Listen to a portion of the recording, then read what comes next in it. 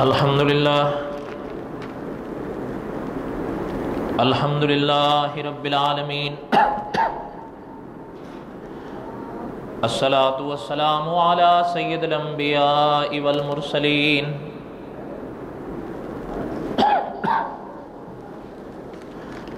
اما بعد، اعوذ باللہ من الشیطان الرجیم، بسم اللہ الرحمن الرحیم۔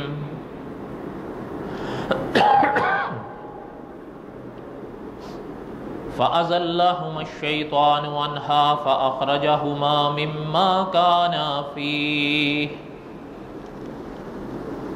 وَقُلْنَا اهْبِطُوا بَعْضُكُمْ لِبَعْضٍ عَدُوٌّ وَلَكُمْ فِي الْأَرْضِ مُسْتَقَرٌّ وَمَتَاعٌ إِلَىٰ حِينٍ۔ صدق اللہ العظیم وبلغنا رسولہ النبی الکریم، وَنَحْنُ عَلَى ذَلِكَ لَمِنَ الشَّاهِدِينَ وَالشَّاكِرِينَ وَالْحَمْدُ لِلَّهِ رَبِّ الْعَالَمِينَ۔ اللهم صل على محمد وعلى آل محمد كما صليت على إبراهيم وعلى آل إبراهيم إنك حميد مجيد۔ اللهم بارك على محمد وعلى آل محمد كما باركت على إبراهيم وعلى آل إبراهيم إنك حميد مجيد۔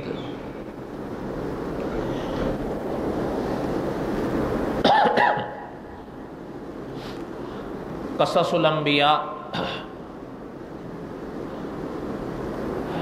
حضرت آدم علیہ السلام کے واقعات آپ اور ہم پڑھ رہے تھے۔ گزشتہ جمعہ چونکہ 8ویں مہینے کی 14 تاریخ تھی، اس لیے کچھ علماء حقہ پر مختصر سی باتیں کیں، اس لیے جو ہمارا گزشتہ جمعے کا رکا ہوا سبق تھا اس کو آج ہم پھر آگے چلاتے ہیں۔ گزشتہ سے پیوستہ جمعہ ہم یہاں تک پہنچے تھے، وَلَا تَقْرَبَا هَٰذِهِ الشَّجَرَةَ فَتَكُونَا مِنَ الظَّالِمِينَ۔ اس درخت کے حوالے سے اور اس واقعات کے موقع پر بیان کرتے ہوئے کئی چیزیں آپ نے ہم نے پڑھی۔ بس ایک چھنی چھنائی بات آپ کے سامنے اس موقع پر رکھ دی تھی۔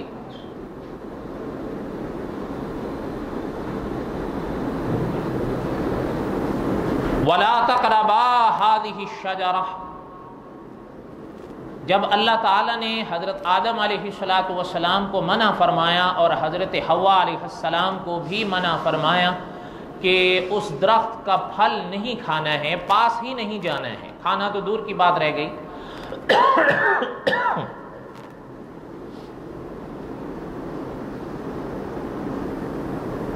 پھر ہوا یوں کہ ابلیس چونکہ یہ حسد کی آگ میں آیا،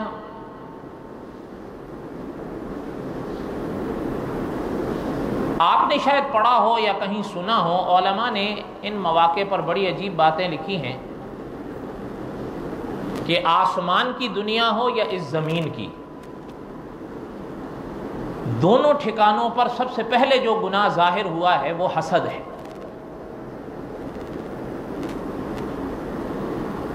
آسمان پر بھی سب سے پہلا گناہ جو ظاہر ہوا وہ حسد تھا، پھر اس ہی گناہ کا آگے جتنا بھی ثمرہ سامنے ہوا یہ اس کا نتیجہ تھا۔ سب سے پہلے ابلیس کو حسد پیدا ہوا حضرت آدم کی شان دیکھ کر، اور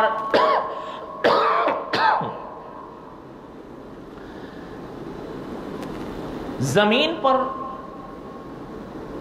آپ نے بھی علماء سے سنا ہوگا یا خود پڑھا ہوگا کہ حضرت آدم کے 2 بیٹے تھے، انشاءاللہ ان کی تاریخ ہم تفصیل سے آگے پڑھیں گے، جن کا نام قابیل اور حابیل ملتا ہے۔ اور بڑا مشہور نام ہے یہ دونوں، ہمارے اکثر لوگ ان سے واقف ہیں۔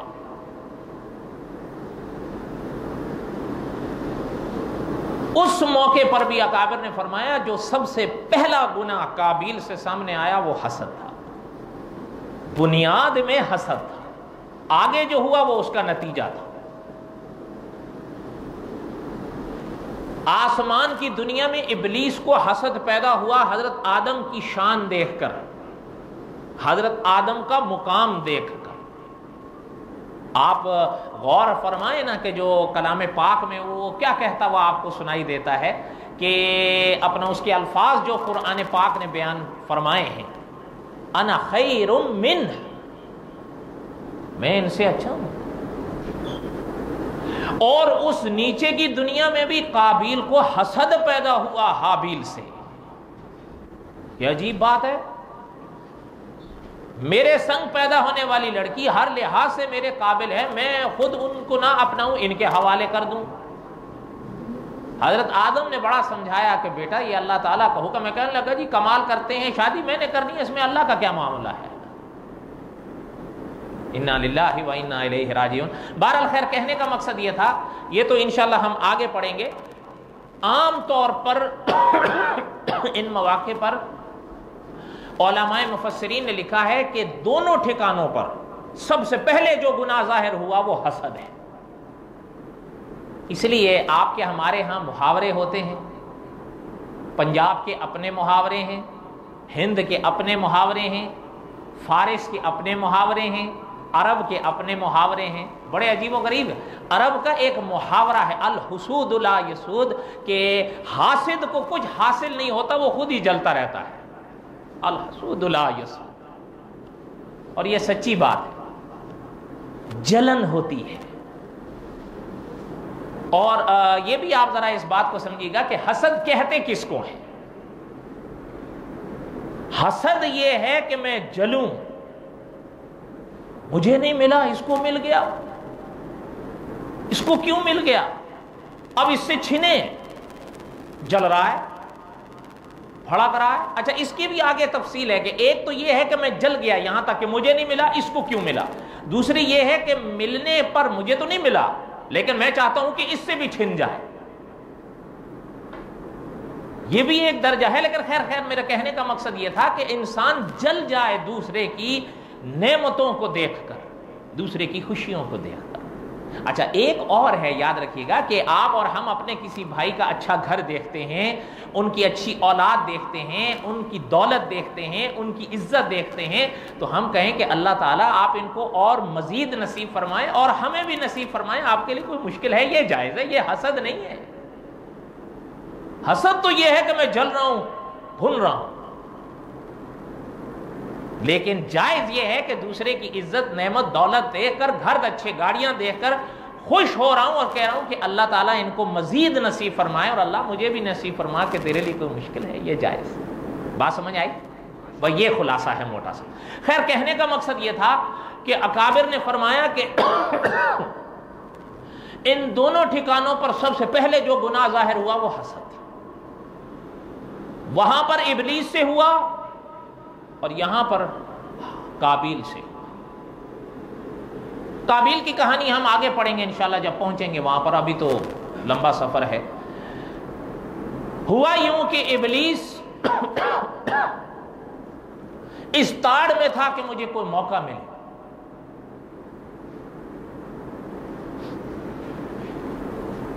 اب قرآن پاک نے کئی واقعات بیان فرمائے، ذرا غور سے سمجھیے گا، لیکن ایک چیز سنگ سنگ یہ بھی سمجھتے پڑھتے جائیں، انبیاء کی پاک بارگاہ بڑی نازک ہے، یاد رکھیے گا۔ کل ہی میرے پاس یہاں ایک دوست آئے تھے، مجھ سے پوچھ رہے تھے کہ یہ انبیاء کو برزخ کی زندگی میں زندہ ماننا یہ عقیدہ کیسا ہے، یا انبیاء کو مردہ مانے یہ عقیدہ کیسا ہے۔ میں نے اس کو بھی کوئی چیزیں سمجھائیں، بہرحال ان تفصیلات کا تو یہ موقع نہیں ہے، لیکن اتنا میں نے ان سے بھی کہا کہ نبوت کی پاک بارگاہ کے لیے زبان استعمال کرتے وقت ذرا سنبھل لیا کرو۔ میں نے غلط کہا ہے؟ بڑی نازک بارگاہ ہے۔ اور ایک چیز اور سنیں، اگر دل لگتی ہو آپ کے ہاں، ہمارے ہاں، مسلمان کے ہاں، ایمان، اسلام اور بڑی محبت کی نگاہ سے دیکھے جانے والی چیز اور ایمان کا ایک حصہ چیز حدیث ہے نا۔ یاد رکھیے گا، لغت کے لحاظ سے میں ابھی بات کر رہا ہوں، اصطلاح کے لحاظ سے نہیں کہ حدیث کا معنی کیا ہے، لغت کے لحاظ سے بات کو سمجھیے گا کہ استاذ العلماء علامہ خالد محمود صاحب لکھتے ہیں کہ لغت کے لحاظ سے حدیث کس کو کہتے ہیں۔ یاد رکھیے گا، حضرت نے لکھا کہ حدیث لغت کے لحاظ سے کہتے ہی ان باتوں کو ہیں جو اپنے اندر یاد آوری کی شان رکھتی ہوں، جو یاد رہتی ہوں، جو یاد رکھنے والی شان رکھتی ہوں، ان کو حدیث کہتے ہیں۔ پھر آگے حضرت لکھتے ہیں کہ انبیاء علیہم السلام کی باتیں یہ شان رکھتی ہیں کہ انبیاء کی باتوں کو یاد رکھا جائے، اسی لیے قرآن و حدیث انبیاء کی باتوں کو حدیث کہتی ہے۔ بات سمجھ آئی یا نہیں سمجھ آئی؟ بڑی علمی بات ہے اگر آپ سمجھ سکیں تو۔ انبیاء علیہ السلام کی تو شان یہ ہے، آپ اور ہم بات کریں تو باتیں کہلائیں لغت کے لحاظ سے بھی، اصطلاح کے لحاظ سے بھی، لیکن انبیاء کی شان یہ ہے کہ انبیاء کوئی بھی بات کریں تو اصطلاح تو اپنی جگہ رہی، لغت کے لحاظ سے بھی وہ حدیث کہلاتی ہے۔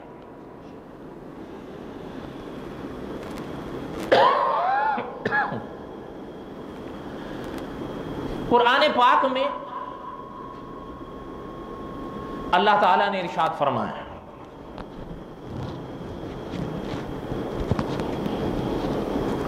فَأَزَلَّهُمَا الشَّيْطَانُ۔ اب یہ مسئلہ سمجھیے، بعض اکابر نے اس پاک جملے کا معنی لکھا کہ شیطان نے پھر ان دونوں کو ہلا دیا، اور بعض اکابر نے اسی معنی کی ترجمانی لکھی ہے فَأَزَلَّهُمَا الشَّيْطَانُ، کہ پھر حضرت آدم اور حضرت حوا سے لغزش ہوئی اور شیطان نے کرائی کیسے، بات ذرا سمجھیے۔ اب یہاں تو قرآن پاک نے فرمایا نا کہ فَأَزَلَّهُمَا الشَّيْطَانُ، اور قرآن پاک دوسرے مقام پر کہتا ہے فَوَسْوَسَ، اسی نے یعنی شیطان نے ہی ان دونوں پر وسوسہ ڈالا۔ اب اس پر بڑی ابحاث ہے کہ وہ وسوسہ ڈالا کیسے، لیکن مفتی اعظم ہند و پاک محمد شفیع صاحب رحمۃ اللہ علیہ لکھتے ہیں کہ ان ابحاث میں پڑھنا ہی وقت کو ضیاع کرنا ہے، بس اللہ تعالیٰ نے فرمایا وسوسہ ڈالا ہے، بات ختم ہو گئی۔ کیونکہ بعض حضرات اس تفصیلات میں گئے ہیں کہ اپنا چونکہ شیطان کو وہاں سے نکال دیا گیا اور حضرت آدم اور حضرت حوا تو جنت میں رہیں، تو اس نے ان سے وسوسہ کیسا ان پر ڈالا، یہ تو تھا نہیں وہاں پر۔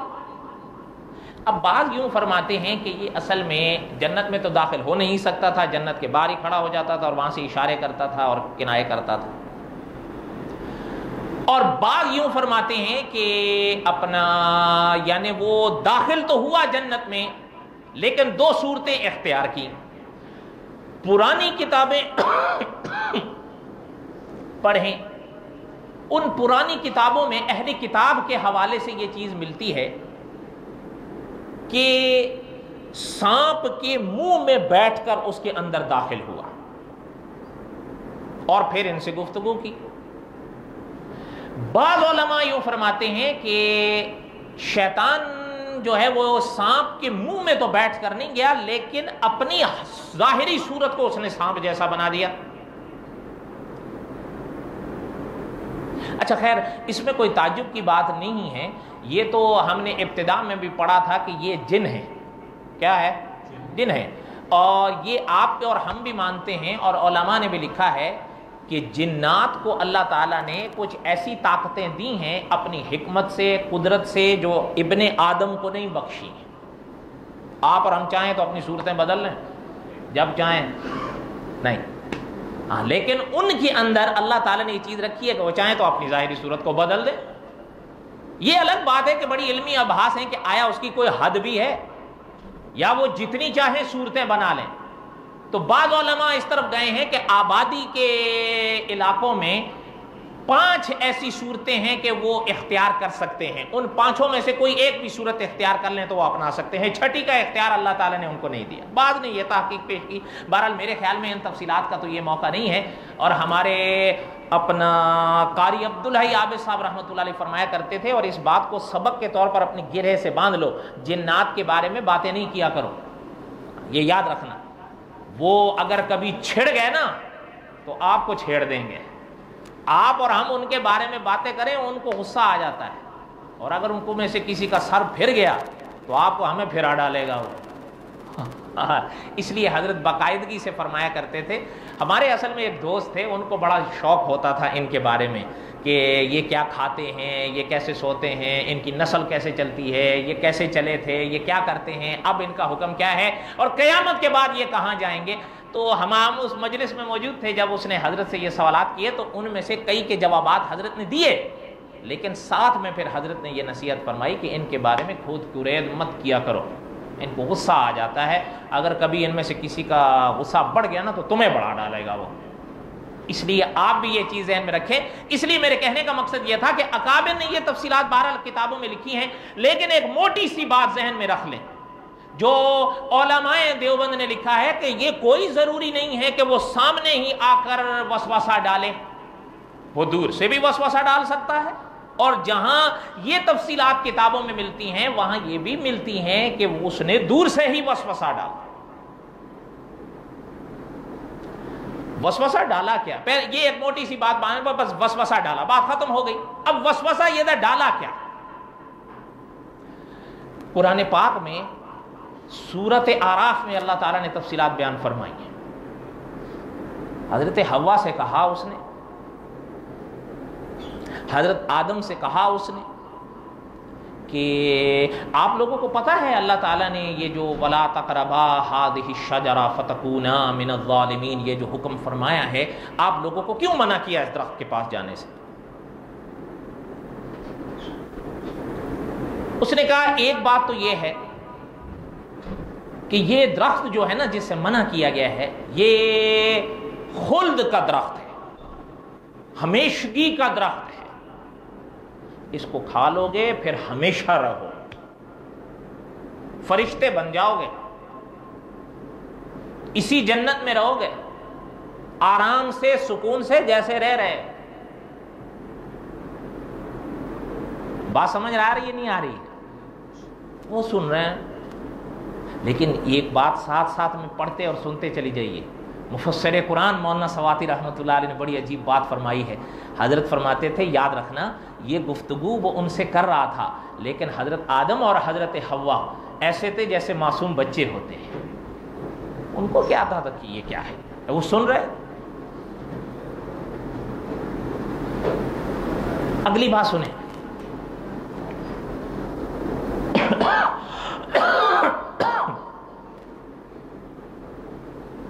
ایک اور بات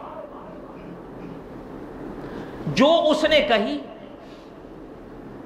جس ذریعے سے اس نے کہی، بعض علماء مفسرین نے اس کی اور تفصیلات بھی بیان فرمائی، جس سے حضرت آدم کو لغزش ہوئی اور لغزش لگی. تھوڑا سا آپ جا کر سنیں نا. آپ نے کبھی بیری کا درخت دیکھا ہے؟ دیکھا ہے یا نہیں دیکھا ہے؟ ایک دیکھا ہے یا کئی دیکھے ہیں؟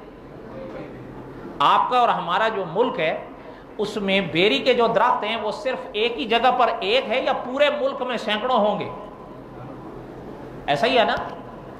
اچھا پھر غور کریے گا. اسی طرح صرف میں نے تو مثال کے لیے بیری کا درخت کہا ہے، ورنہ اور بھی درخت ہیں، شہتوت کے ہیں، اب ریشم کے حوالے سے کئی چیزیں بیان کی جاتی ہیں، لیکن اور بھی آم کے درخت ہوتے ہیں اور اس چیزوں کے. کہنے کا مقصد کیا ہے کہ ایک جگہ پر ایک ہی درخت ہوتا ہے یا ایک علاقے میں ایک باغ میں سینکڑوں درخت ہوتے ہیں؟ یہ بات سمجھیے. اب اگلی بات سمجھیے. اس پاک آیت میں جو فرمایا گیا تھا وَلَا تَقْرَبَا هَٰذِهِ الشَّجَرَةَ، اس کا کہنا کیا تھا؟ اس نے کہا آپ غلط سمجھے ہو، اللہ تعالیٰ نے صرف اس ایک خاص درخت کے پاس جانے سے اور پھل کھانے سے منع کیا تھا، اس سے ملتے جلتے اس درخت سے تھوڑا منع کیا تھا۔ بات سمجھ آ رہی ہے نہیں آ رہی؟ علماء مفسرین نے فرمایا کہ وہاں جو لفظ تھا وَلَا تَقْرَبَا هَٰذِهِ الشَّجَرَةَ کہ اس درخت کے قریب نہیں جانا، پھل نہیں کھانا، تو اس نے یہ بات حضرت آدم کے آگے اس طرح رکھی کہ اللہ نے جو آپ کو منع فرمایا تو اس خاص اسی درخت سے منع کیا ہے، اس سے ملتے جلتے اگلے درخت سے تھوڑا منع کیا ہے۔ سمجھ آ رہی بات یا نہیں سمجھ آ رہی؟ اسی کی بات تفصیلات علماء نے یوں بھی بیان فرمائی ہے، اگر سمجھے گا دھیان دیجئے گا۔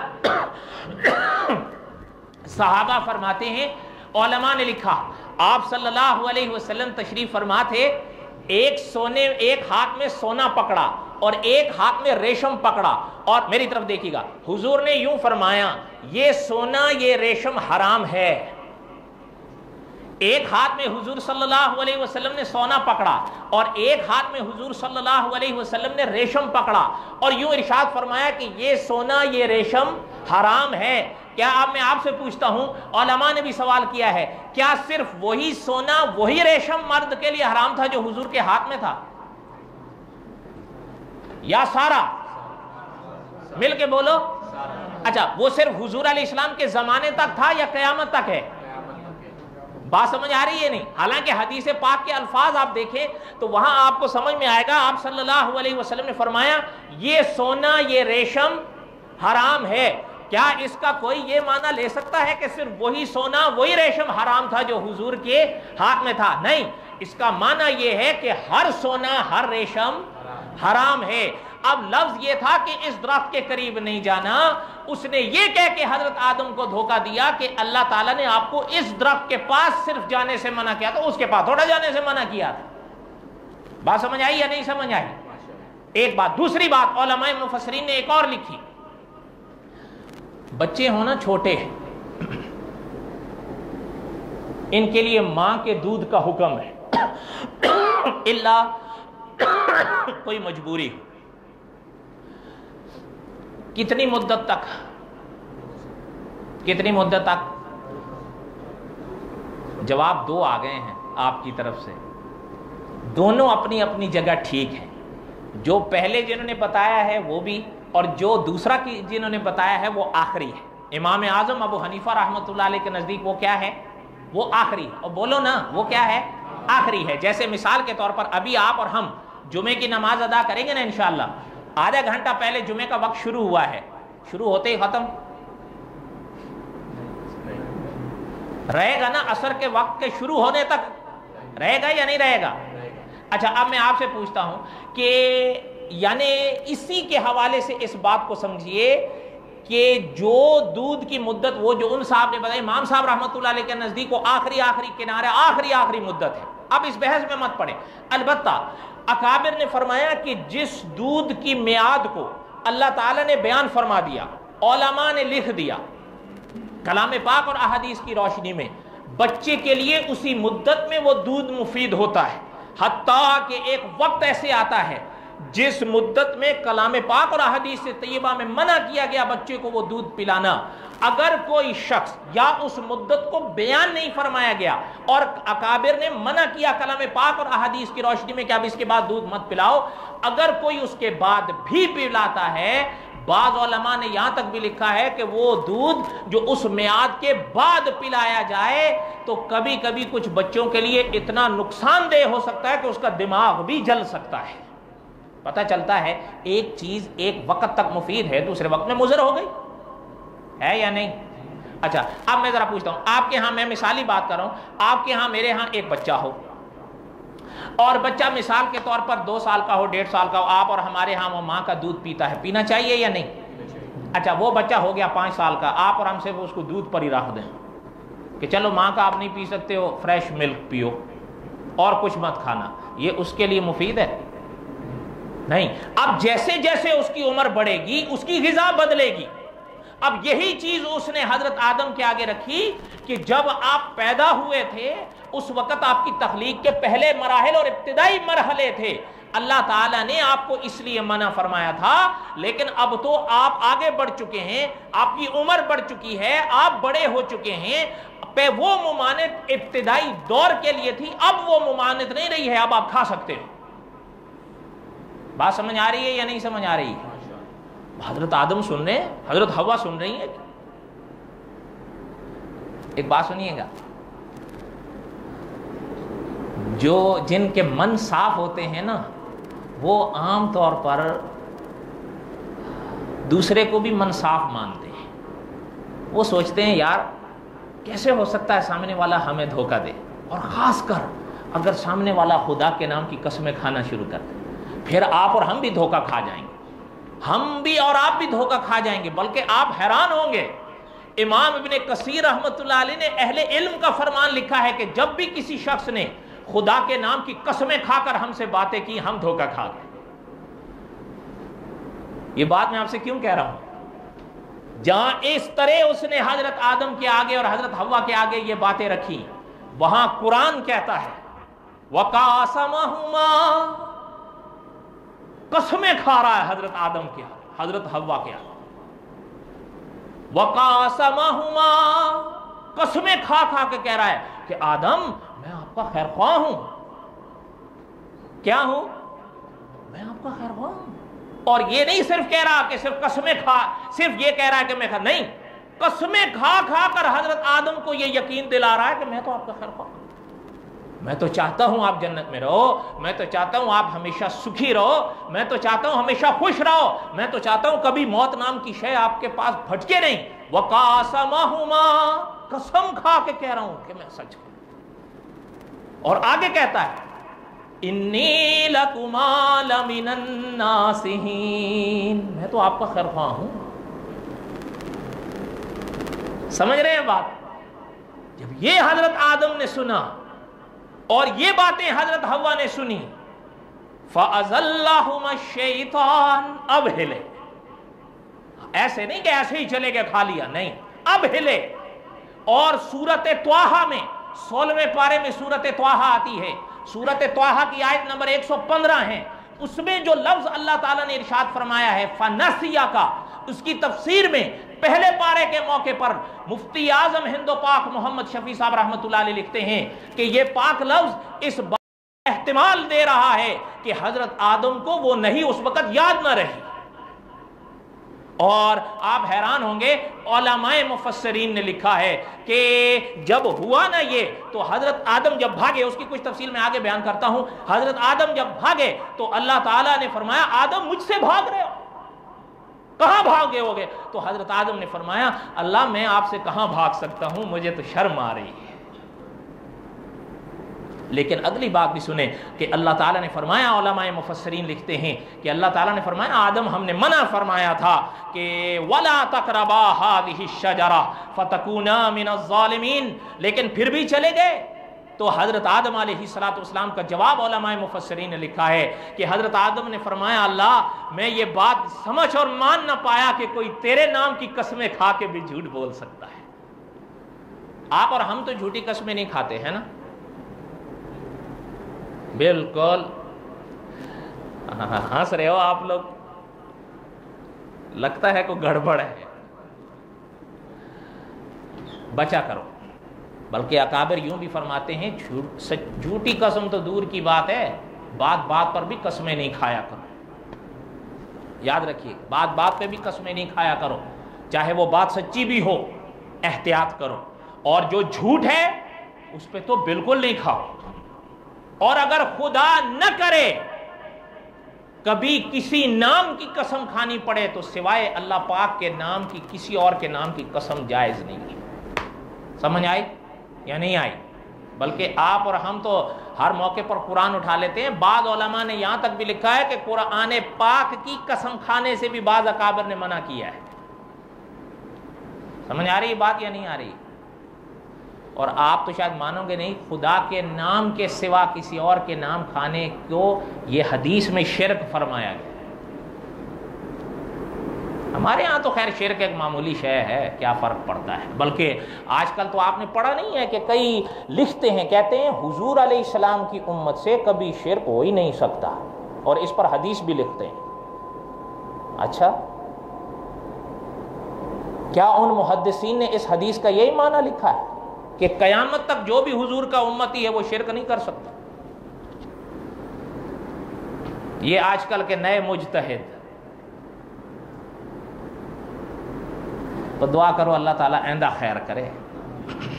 یاد رکھیے گا اس حدیث کا یہ معنی نہیں ہے. جو یہ معنی کر رہا ہے کہ حضور کی امت قیامت تک شرک کر ہی نہیں سکتی، وہ اس حدیث کا غلط معنی کر رہا ہے. کوئی شخص اگر شرک کرے گا وہ شرک ہوگا. اس لیے خدا کے پاک نام کے سوا کسی کے نام کی قسمیں کھایا نہیں کرو. اگر کہیں قسم کھانی پڑ رہی ہے صرف اللہ کے نام کی جائز. بات سمجھ آ رہی ہے؟ اور یہ لحاظ کر کے کیا کرو کہ اللہ نے قیامت کے دن آپ سے اور ہم سے اس قسم کے بارے میں پوچھنا ہے. ہاں یہ یاد رکھیے. یہ جو آپ اور ہم پانی یوز کرتے ہیں نا، پانی، آپ سنیں ایک لفظ میری طرف دھیان دیں. ایک لفظ ہوتا ہے سائل، ایک لفظ ہوتا ہے سوال، اور ایک لفظ ہوتا ہے مسئول. سوال کون سا لفظ ہے؟ میں نے آپ سے کچھ پوچھا، سوال ہو گیا. اچھا، ایک ہے سائل، میں نے آپ سے کچھ مانگا. ایک ہے مسئول. مثلا میں نے آپ سے کچھ مانگا اور آپ نے مجھ سے پوچھا کیوں مانگ رہے ہو. سمجھ رہے ہو یا نہیں؟ یہ مسئول ہے. پانی، علماء لکھتے ہیں یہ مسئول شے ہے. قیامت کے میدان میں اس کے بارے میں پوچھ ہوگی. اس لیے جب بھی پانی استعمال کرو دھیان سے کرو. جب بھی پانی استعمال کرو ہمیشہ یہ عقیدہ رکھو کہ ایک دن آنا ہے، خدا کی بارگاہ میں جانا ہے. اور آج آپ اور ہم زندگی کے 24 سینکڑوں گھنٹے گزار چکے ہیں. بوڑھا تو میں بھی ہو گیا ہوں. کئی لوگ میری شکل دیکھ کے غلط اندازے لگا رہے ہیں. میں کنارے لگا ہوا ہوں.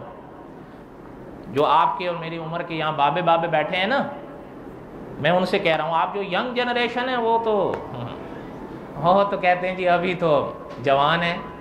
اللہ جوان رکھے ہیں آپ کو، لیکن جب اس کی طرف سے آواز آتی ہے جوان بوڑھا نہیں دیکھا جاتا. جب میعاد ختم سو ختم.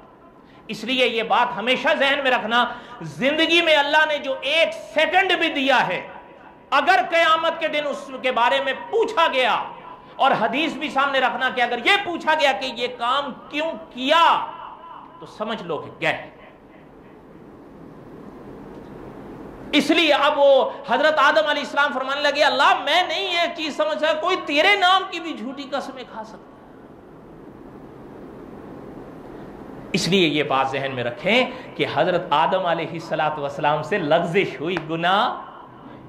یہ چیز ہمیشہ یاد رکھیں. انشاءاللہ اس پر میں کچھ باتیں اگلے جمعے بیان کروں گا، لیکن یہ عقیدہ رکھو حضرت آدم سے گناہ نہیں بلکہ لغزش ہوئی ہے. اور قرآن پاک بھی فَأَزَلَّهُمَ الشَّيْطَانُ کا لفظ استعمال کرتا ہے. آپ اور ہم صبح شام گناہ کا لفظ استعمال کرتے ہیں. استاذ العلماء علامہ خالد محمود صاحب لکھتے ہیں، اور حضرت نے فرمایا اگر کبھی یہ بات یا یہ واقعہ بیان بھی کرنا پڑے تو یوں کبھی نہیں کہنا کہ حضرت آدم سے حضرت حوا سے گناہ ہوا، بلکہ کہنا ان سے لغزش ہوئی. کیا ہوئی؟ اور اس طرح اس نے، اور اللہ تعالیٰ کے نام کے حوالے سے وہ دھوکہ کھا گیا. ایک بات چلتے چلتے بتاؤں، مولانا ادریس کاندلوی رحمت اللہ علیہ کی بات بتا رہا ہوں. ان کے ایک صاحبزادے تھے. یہ واقعہ بڑا مشہور ہے حضرت کا. پتہ نہیں آپ مانے نہ مانے، پتہ نہیں مانے نہ مانے، ہم نے اپنے بڑوں سے سنا ہے کہ عالم یہ ہوتا تھا کہ گھڑی اگر ہے نا، گھڑی دیکھ کے وقت نہیں بتا پاتے تھے کہ کیا وقت ہوا ہے. دنیا کے لحاظ سے یہ عالم تھا، لیکن ہمارے اکابر فرماتے ہیں پوری بخاری زبانی یاد تھی. سبحان اللہ نہیں کہنا، منع ہے.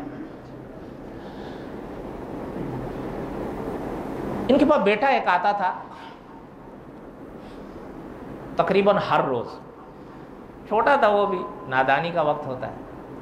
آ کے کہتا تھا ابا مجھے 5 روپے، اس زمانے کے 5 روپے، کہ ابا مجھے 5 روپے دیں، میں نے سائیکل میں پیٹرول ڈلوانا ہے.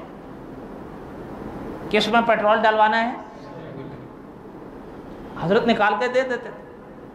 کوئی دن ہو گئے.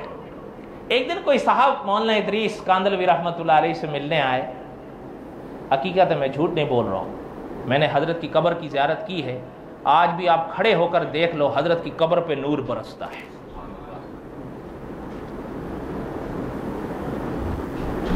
ان سے صاحب حضرت سے ملنے آئے تو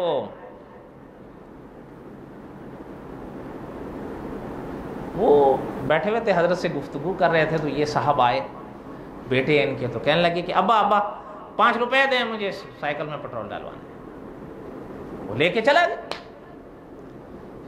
وہ صاحب تھوڑے سے حضرت کے قریب ہو گئے تو حضرت نے وہ کہنے لگا حضرت سے کہ حضرت یہ کاہے کے لیوے ہیں. حضرت اتر پردیش کے تھے نا, تو وہاں کی اردو تھوڑی اسنما ہوتی ہے. حضرت نے فرمایا کہ سائیکل میں پیٹرول ڈلواوے ہے. اور وہ چپ ہو گیا, کہنے لگا حضرت سائیکل میں تو پیٹرول نہ ڈلے ہیں. حضرت اس کی طرف یوں دیکھنا, کیا کہ حضرت سائیکل میں تو پیٹرول نہیں ڈلے. تھوڑی دیر چپ ہو گئے تو فرمانے لگے کہ یار آپ کی بات بھی سچ ہو سکتا ہے, لیکن میں یہ کیسے مان لوں کہ میرا قرآن کا حافظ جھوٹ بولے. میں نہیں مان سکتا. ہو سکتا ہے میرے بیٹے کی سائیکل ہی ایسی ہو جس میں پیٹرول ڈلتا ہو, میرا دل اس بات کو نہیں مان سکتا کہ قرآن کا حافظ جھوٹ بولتا. سمجھ آ رہی ہے بات یا نہیں سمجھ آ رہی ہے؟ لیکن اس نے پھر بھی اصرار کیا تو حضرت نے 3 لوگ اور بلوائے. ان سے پوچھا کہ یار ماجرا اس طرح ہے, کیا ایسا ہی ہے سائیکل میں پیٹرول نہ ڈلے ہیں؟ انہوں نے کہا کہ حضرت ہے تو سچ, سائیکل میں پیٹرول تو نہ ڈالے. کتنے گواہ ہو گئے بولو نا. اب بیٹے کو بلایا, لاٹھی تھی ہاتھ میں. بیٹا آیا کہ حضرت ابو پیسے دیں. حضرت اٹھے لاٹھی کے سہارے. کیا چیزیں سنائیں, اس لیے میں اٹک رہا ہوں, مجھے حضرت کے کئی واقعات یاد آ رہے ہیں, بہرحال وقت نہیں ہے. لاٹھی کے سہارے اٹھے, بیٹے کا ہاتھ پکڑ لیا, فرمانے لگے بیٹا چلو ذرا مجھے اپنی سائیکل دکھاؤ آج. لے آئے. بیٹے بھی سمجھ گیا بھی لگتا ہے کوئی گڑبڑ ہے. سائیکل کھڑی تھی, حضرت نے اوپر نیچے سے اس کو دیکھا پہلے. حضرت نے فرمایا پیٹرول کہاں ڈلے ہے؟ وہ سوراخ تو حضرت کو نظر آیا نہیں کوئی کھلا ہوا ہو. وہ جو سائیکل کا ہینڈل ہوتا ہے نا, اور جو بیچ کا ڈنڈا ہوتا ہے جس پر کبھی کبھی ہمارے دیہاتوں میں شہروں میں ایک چھوٹی سی سیٹ لگائی ہوتی ہے جب بچے کو بٹھا دیا جائے اس. اب وہ دیکھا نا تو کہنے لگا اب وہ اس میں ڈلے ہیں. اب وہ حضرت اس کو ڈنڈا مارے آگے پیچھے سے دیکھے بھائی اس میں کوئی سوراخ تو نظر آ نہیں رہا. اب اس کی طرف دیکھ کے کہنے لگے بیٹا اپنے ابو کو بدھو بناوے. کاش آپ یہ باتیں سمجھیں. اللہ تعالیٰ آپ کے ہم سب کے حامی و ناصر ہوں. حضرت آدم بھی یہیں سے لغزش کھا گئے. وَقَاسَمَهُمَا, کہ وہ قسم خدا کے نام کی کھا رہا ہے, جھوٹ کیسے ہو. اور ساتھ ہی کہتا اِنِّي لَكُمَا لَمِنَ النَّاصِحِينَ, ہم تو آپ کے خیر خواہ ہیں. اب اس کا اثر کیا ہوا انشاءاللہ اگلے جمعہ کو سنیں گے. آؤ گے یا نہیں؟ کون سی انشاءاللہ بھائی؟ آنے والی. ٹھیک ہے. وما علینا الا البلاغ المبین. سنت ادا.